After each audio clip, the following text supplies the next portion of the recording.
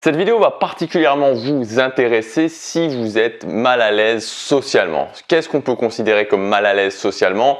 C'est si par exemple, moi c'était mon cas, si par exemple quand vous devez aborder quelqu'un que vous ne connaissez pas, vous commencez vraiment à ressentir de l'anxiété, vous commencez à vous sentir stressé.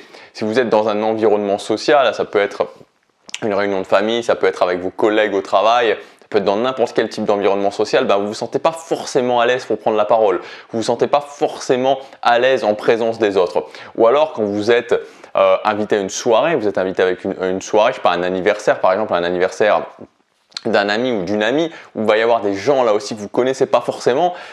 C'est pareil, vous y allez, mais vous vous dites ok, comment ça va se passer, comment je vais faire la conversation avec les autres, qu'est-ce que les autres vont penser de moi, est-ce que je ne vais pas être tout seul dans mon coin. Voilà, donc tout ce genre de choses, il y a encore plein d'exemples, mais tout ce genre de choses fait que vous pouvez être considéré comme mal à l'aise socialement. Moi j'étais extrêmement mal à l'aise socialement, et l'idée en fait c'est pas de devenir, et ça j'insiste souvent sur ce point-là, c'est pas de devenir le dieu de la soirée, c'est pas de devenir la personne qui va mettre l'ambiance comme un fou et qui va être le centre de l'intérêt pendant 12 heures d'affilée dans une soirée. C'est pas du tout ça. L'idée c'est de ne plus être bloqué par ça. L'idée c'est que quel que soit votre objectif, que ce soit un objectif pour trouver un copain, trouver une copine, avoir un nouveau cercle social, avoir un cercle social qui vous épanouit, vous faire de nouveaux amis, bref, peu importe. Quel que soit votre objectif, ou que ce soit un objectif professionnel où vous devez avoir des contacts sociaux régulièrement, quel que soit cet objectif, que le social ne vous bloque plus. Aujourd'hui, je suis pas forcément quelqu'un je suis même pas du tout quelqu'un qui va mettre le feu à une soirée. Je suis quelqu'un, voilà, j'aime bien rester chez moi, j'aime bien voir des amis, mais j'aime bien aller manger chez eux tranquillement, faire un restaurant. J'aime bien passer du temps avec ma copine, on est vraiment bien tous les deux.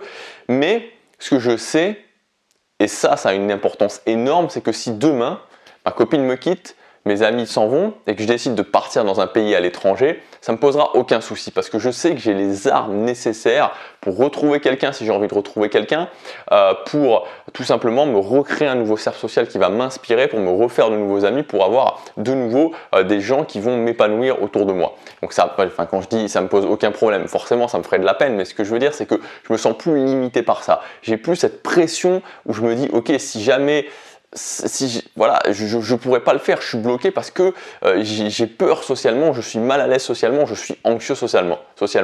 J'ai réussi à dépasser ça, et pour moi c'est ça l'essentiel, c'est ça le but de cette semaine, notamment sur le social, c'est que vous puissiez ne plus être limité. Pas que vous soyez le dieu de la fête, pas que vous soyez le dieu de la soirée, le mec qui va mettre le feu dans une soirée ou dans un événement social, non. Mais que vous ne soyez pas limité au niveau du social par rapport à vos objectifs, quels que soient vos objectifs. Dans cette vidéo, je vais vous donner plusieurs clés pour justement être à l'aise dans vos interactions sociales.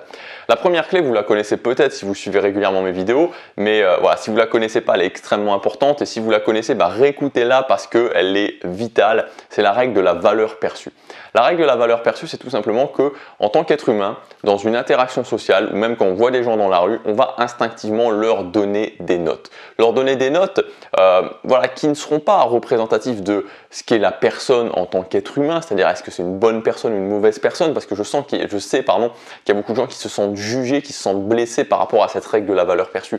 C'est pas ça, c'est juste qu'il faut comprendre que on vit dans un monde aujourd'hui qui est un monde beaucoup plus évolué, mais cependant ce qu'il y a dans notre ADN, ce qu'il y a dans la façon dont on a évolué, c'est beaucoup moins moderne, c'est beaucoup plus ancestral.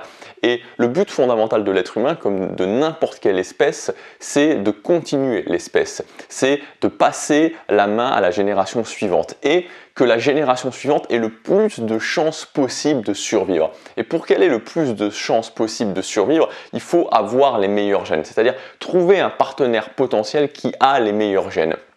Et c'est pour ça que ce concept, cette idée de la valeur perçue est là et qu'on va avoir tendance à se juger sur cette valeur perçue parce que plus on a une haute valeur et plus finalement on devient potentiellement un partenaire avec de bons gènes avec qui on va pouvoir avoir une relation et donc on va pouvoir continuer l'espèce. C'est tout simplement ça.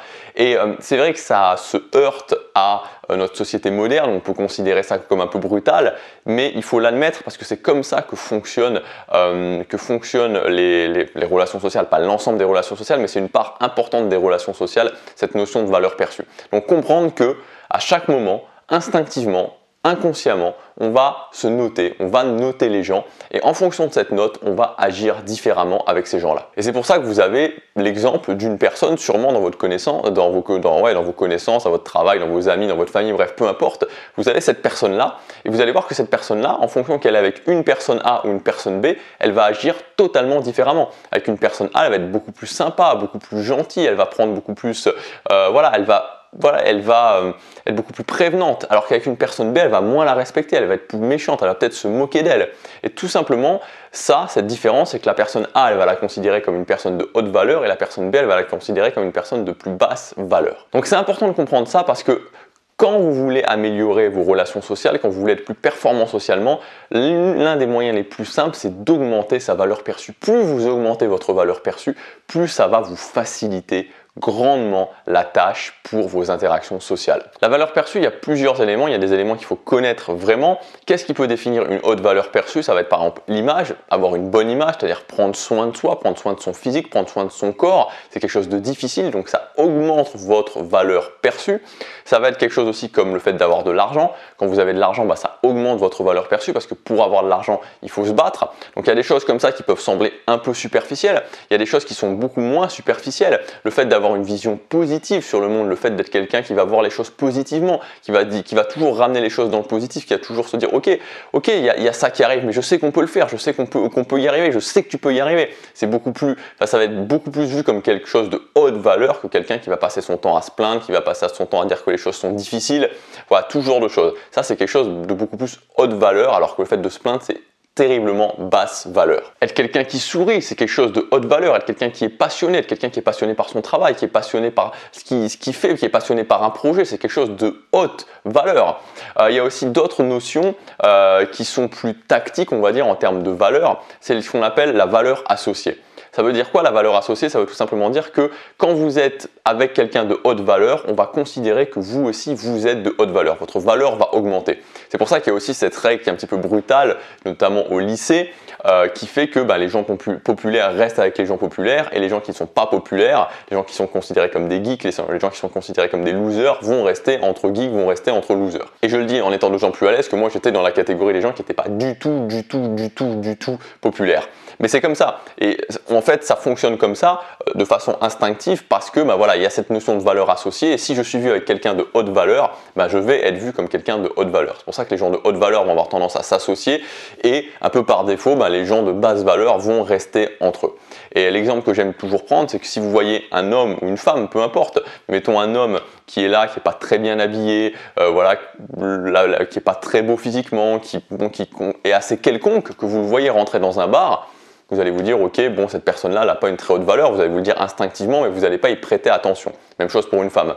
Et si cet homme-là, vous le voyez le même, mal habillé, mal rasé, qui ne présente pas très bien, qui marche un petit peu, qui marche un peu comme ça, vraiment la personne quelconque, et qu'avec lui, il y a une très jolie fille, ou avec une femme, il y a un très bel homme, d'un coup, sa valeur va augmenter. Instinctivement, sa valeur va augmenter parce que c'est cette notion de valeur associative et quand vous êtes vu avec quelqu'un de haute valeur, on va considérer que vous avez une haute valeur. Donc voilà pour cette règle de haute valeur. J'ai passé un petit peu de temps parce que c'est quelque chose de tellement important, c'est tellement essentiel finalement de comprendre que c'est pas une question de est-ce que vous êtes quelqu'un de gentil ou est-ce que vous n'êtes pas quelqu'un de gentil, c'est juste que c'est comme ça que ça fonctionne et si vous passez du temps à augmenter votre valeur perçue, si vous savez exactement comment on va augmenter votre valeur perçue et que vous l'augmentez, ça va vous ouvrir des portes et ça va vous faciliter tellement la vie dans vos interactions sociales. La deuxième chose, c'est tout simplement de savoir qui vous êtes. Parce que c'est très important de comprendre, et souvent quand on est mal à l'aise socialement, moi c'était mon cas, j'avais envie de plaire à tout le monde, j'avais envie que chaque interaction se passe bien, qu'à chaque fois que je discute avec quelqu'un, ça se passe bien. Sauf que ça ne fonctionne pas comme ça. Et ce qu'il faut impérativement savoir, c'est concrètement qui vous êtes. Qui vous êtes, ça veut dire quelles sont vos valeurs, ça veut dire aussi qu'est-ce que vous voulez de vos amis, qu'est-ce que vous voulez de votre cercle social, les différents éléments de votre cercle social, famille, amis, copains, copines. qu'est-ce que vous voulez d'eux, qu'est-ce que vous êtes prêt à accepter, qu'est-ce que vous n'êtes pas prêt à accepter. Parce que vous ne pouvez pas laisser les autres définir ce que vous êtes prêt à accepter, ce que vous voulez ou ce que vous ne voulez pas. À partir du moment où vous savez ce que vous voulez, vous savez quelles sont vos règles, quelles sont vos limites, ce que vous êtes prêt à accepter, ce que vous n'êtes pas prêt à accepter, bah forcément vous allez inclure des gens là-dedans et forcément vous allez exclure des gens là-dedans. Et c'est très bien parce qu'il y a des gens avec qui vous allez être compatibles, qui vont avoir des valeurs qui sont compatibles avec les vôtres, qui vont avoir des règles, des limites qui sont compatibles avec les vôtres et vous allez bien vous entendre. Et à l'inverse, il y a des gens ça va pas être compatible, ils vont être exclus, vous n'allez pas vous entendre avec eux, ils vont pas s'entendre avec vous et c'est très bien. Donc il faut toujours raisonner en base 50 et pas en base 100, c'est-à-dire je ne cherche pas à plaire à 100% des gens, je ne cherche pas à que ça se passe bien avec 100% des gens, mais je cherche à que ça se passe bien avec 50% des gens. Il y a la moitié des gens avec qui ça ne correspondra pas et il y a l'autre moitié des gens avec qui potentiellement ça peut correspondre. Et donc par rapport à ça, je suis très à l'aise quand ça se passe pas bien, je suis très à l'aise quand je m'entends pas avec quelqu'un parce que finalement c'est juste qu'on n'est pas compatible. C'est pas sa faute, c'est pas ma faute, c'est juste qu'on n'a pas des valeurs, des règles, des limites, une façon de voir les choses qui est compatible et donc c'est très bien. Et ça c'est important parce qu'à partir du moment où vous savez qui vous êtes, vous savez qui vous voulez dans votre cercle social, vous savez qui vous voulez dans vos interactions sociales, c'est beaucoup plus simple d'attirer les bonnes personnes que quand vous ne savez pas et qu'au final vous essayez d'attirer tout le monde et qu'en essayant d'attirer tout le monde, vous attirez tout simplement personne. Troisième point, c'est de savoir si vous êtes introverti ou extraverti. Alors on fait souvent l'association entre introverti et timide, en fait c'est pas tout à fait exact, même si c'est vrai que très souvent l'introversion mène à la timidité. Le fait d'être introverti, c'est tout simplement le fait de restaurer son énergie, d'avoir son énergie qui revient quand on est seul, quand on est apaisé, quand on est tranquille. Ça, c'est les gens qui sont introvertis. Donc les gens qui sont introvertis, leur énergie va revenir quand ils sont seuls et leur énergie va baisser quand ils sont dans des interactions sociales. À l'inverse, les extravertis, leur énergie va baisser quand ils sont seuls et leur énergie va augmenter quand ils sont dans des interactions sociales. C'est pour ça que les gens extravertis, ils sont toujours obligés d'être là en train de parler à des gens, d'avoir plein de gens autour d'eux parce que sinon, leur énergie baisse, sinon ils se sentent vides, sinon ils se sentent mal à l'aise. On peut assumer que la plupart des gens qui sont mal à l'aise socialement sont souvent des introvertis, tout simplement parce que notre société fait l'association en général, tu es introverti, tu restes dans ton coin, donc tu es mal à l'aise socialement et au final on finit par nous en convaincre. Mais moi je suis introverti et c'est pas ça en fait, il faut juste l'assumer, il faut juste se dire de savoir et donc d'agir en fonction que quand je suis dans une interaction sociale, je vais tout simplement perdre mon énergie. Donc il faut vraiment se dire ok, je ne vais pas pouvoir toujours être dans des interactions sociales, je ne vais pas faire des interactions sociales, des soirées qui vont durer 15 heures parce que je vais trop perdre mon énergie. Je sais qu'aujourd'hui maintenant je préfère largement être dans des soirées qui sont plus courtes, être dans des endroits où il y a moins de monde, être dans des endroits où quand je vois des amis, je ne vais pas voir des groupes de 12 amis mais je vois plutôt des groupes de 2 ou 3 ou 4 amis parce que c'est plus simple pour moi, c'est plus facile pour moi, ça me prend moins d'énergie. Alors c'est possible en tant qu'introverti d'être la personne qui va animer tout un groupe, qui va maintenir l'attention du groupe pendant 2 heures, 3 heures. C'est possible et ça va vous prendre énormément d'énergie. Donc c'est bien de le savoir parce que ça va vous permettre de ne pas vous en vouloir et de vous dire que moi je sais que après 1 heure ou 2 heures d'interaction sociale, j'en ai marre, concrètement j'en ai marre et j'ai besoin de me mettre dans mon coin, j'ai besoin de me mettre dans mon coin tranquille, de me reposer, d'être un peu seul avec moi-même et de récupérer mon énergie. Et je me sens pas mal à l'aise par rapport à ça. Donc c'est important de savoir, ok, si vous êtes introverti, forcément vous aurez une fenêtre sociale qui va être plus courte parce que vous perdez votre énergie quand vous êtes en interaction sociale. Ça ne veut pas dire que ça va vous empêcher d'être en interaction sociale, mais ça veut dire qu'il faut simplement le savoir et privilégier les plus petits groupes et privilégier aussi les moments un petit peu plus courts. Quatrièmement, c'est le fait que c'est normal d'être anxieux socialement. C'est-à-dire que si vous avez un parcours, alors j'espère pas un parcours comme le mien, parce que moi j'ai eu un parcours qui a été catastrophique, c'est-à-dire que jusqu'à mes quasiment 20 ans, j'ai eu presque aucune interaction sociale. J'avais très peu d'interaction sociale, j'étais vraiment tout seul dans mon coin quasiment tout le temps. Si vous avez ce parcours-là ou un parcours de ce type-là, ça va être normal d'être anxieux socialement. C'est-à-dire que il faut comprendre que les gens qui sont à l'aise socialement, c'est souvent parce qu'ils avaient des parents qui étaient à l'aise socialement ou qu'ils ont eu des bonnes expériences et ça a fait qu'ils ont associé du positif avec le fait d'avoir des interactions sociales et que ça s'est fait avec le temps. C'est-à-dire qu'ils n'étaient pas à l'aise socialement à 2 ans. Ça s'est fait petit à petit avec le temps. Et donc si vous partez comme je suis parti à 20 ans avec 0 en termes d'être à l'aise socialement, ça va prendre un peu de temps. Donc au départ, ne vous mettez pas la pression. Dites-vous, ok, c'est normal, je vais être anxieux socialement, je vais avoir de l'anxiété quand je vais parler aux autres, je vais faire des erreurs, il y a des moments où je vais faire n'importe quoi, mais voilà, c'est pas grave. Et c'est pour ça que c'est important d'un côté faire baisser cette pression, d'un côté se dire, ok, c'est normal quand je débute d'être mauvais, C'est comme n'importe quelle compétence. C'est-à-dire que si demain je me mets, je sais pas moi, à la salsa, ou si demain je me mets au tango argentin, ou si demain je me mets, je sais pas moi, à n'importe quelle danse ou à faire du bobsleigh, je vais être mauvais.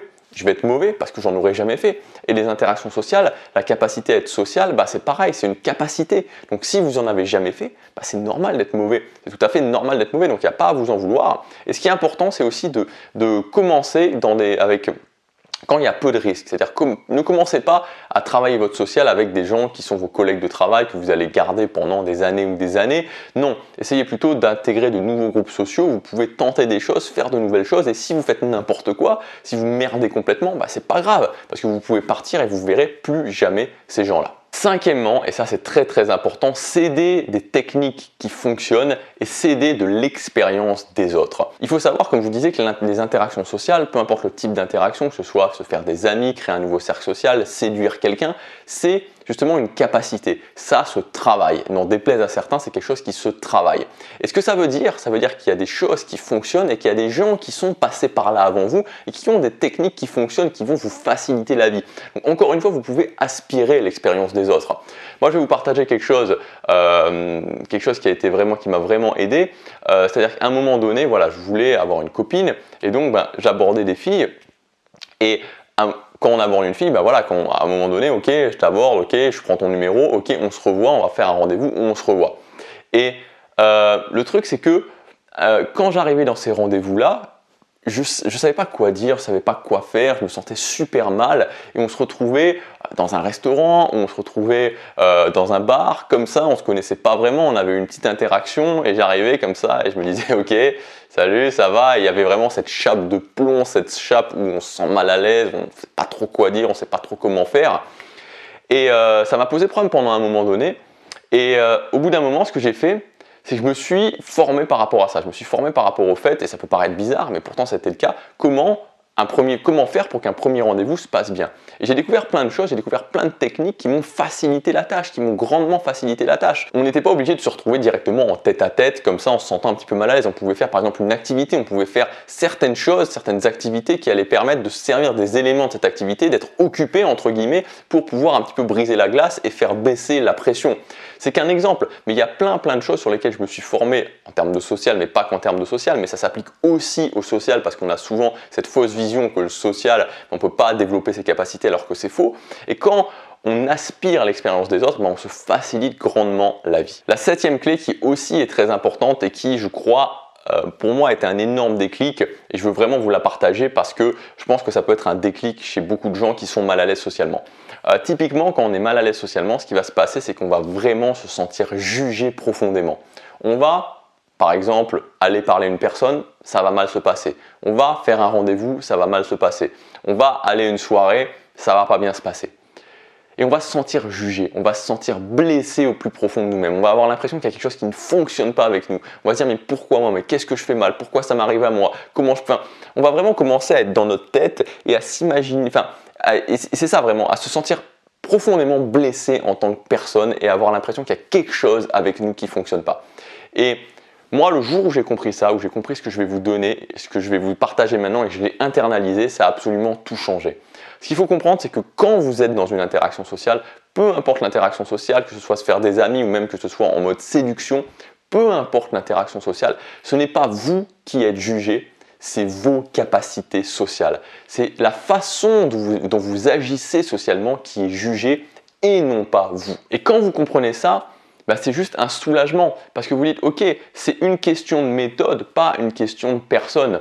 Si ça se passe mal, c'est tout simplement que je dois travailler mes capacités, je dois plus travailler mes capacités et ça va forcément mieux se passer. C'est comme si par exemple vous étiez en train de faire de la musculation, voilà, vous êtes en train de faire un exercice de musculation, vous rajoutez 10 kg sur la barre, et vous vous dites, et vous n'arrivez pas à soulever les 10 kilos supplémentaires sur la barre et vous dites ouais mais pourquoi j'y arrive pas, qu'est-ce qui se passe avec moi, j'y arriverai jamais, voilà, je ne dois pas être fait pour soulever 10 kilos de plus sur cette barre de musculation, alors que c'est faux. Tout ce qu'il faut faire c'est progresser, peut-être progresser plus lentement, peut-être avoir une meilleure technique, peut-être mieux vous alimenter et vous allez y arriver. Et c'est pareil socialement, c'est-à-dire que si à un moment donné il y a quelqu'un qui refuse votre invitation, s'il y a une soirée qui ne se passe pas bien, c'est pas vous, c'est juste la façon dont vous agissez, la méthode que vous avez utilisée, l'ensemble de vos capacités sociales qui méritent juste d'être travaillées. Et moi, quand j'ai compris ça, et j'insiste là-dessus parce que ça a été un énorme soulagement, c'est pas moi qui suis jugé, c'est juste mes capacités sociales.